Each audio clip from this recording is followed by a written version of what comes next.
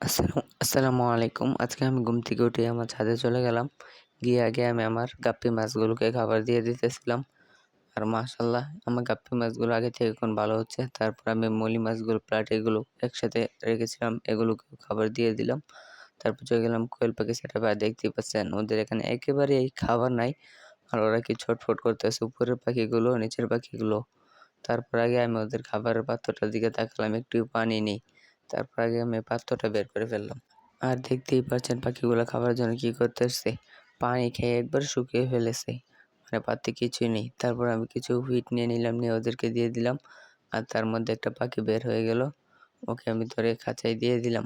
ওইটাকে খাঁচায় দেওয়ার সময় একটা পাখি বের হয়ে গেল, তারপর ওকেও ধরে আমি খাঁচায় দিয়ে দিলাম। তারপর আমি বড় পাখি সেটাপে গেলাম, গিয়ে ওদের খাবারের পাত্রগুলো বের করতেছিলাম। মানে একেবারে এমন অবস্থা করে রাখছে, খাবার তো নাই, আবার ওই দেখেন পানি অনেক নোংরা করে ফেলছে। তারপর আমি চলে গেলাম, এগুলোকে এখন দ্রুত করে নিব, ধুয়ে তারপরে এনে দিব।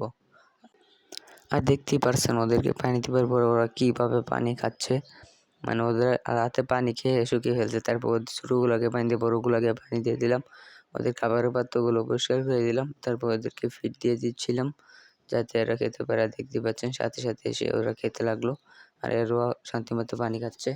তারপর আমার আম্মু ছাদে কিছু গাছ লাগিয়েছিল, লাউ গাছ, সেইগুলোতেও আমি পানি দিয়ে দিচ্ছিলাম, যেহেতু সকাল সকাল আম্মু আর এখন ছাদে আসবে না, আমি দিয়ে দিচ্ছিলাম। আর দেখতে পাচ্ছেন লাউ গাছগুলো কি সুন্দর হয়েছে। তারপর কিছু শিম গাছ ছিল, ওই শিম গাছগুলোকে পানি দিয়ে দিচ্ছিলাম। আর দেখতেই পাচ্ছেন ভিউটা কি সুন্দর। আসসালামু আলাইকুম।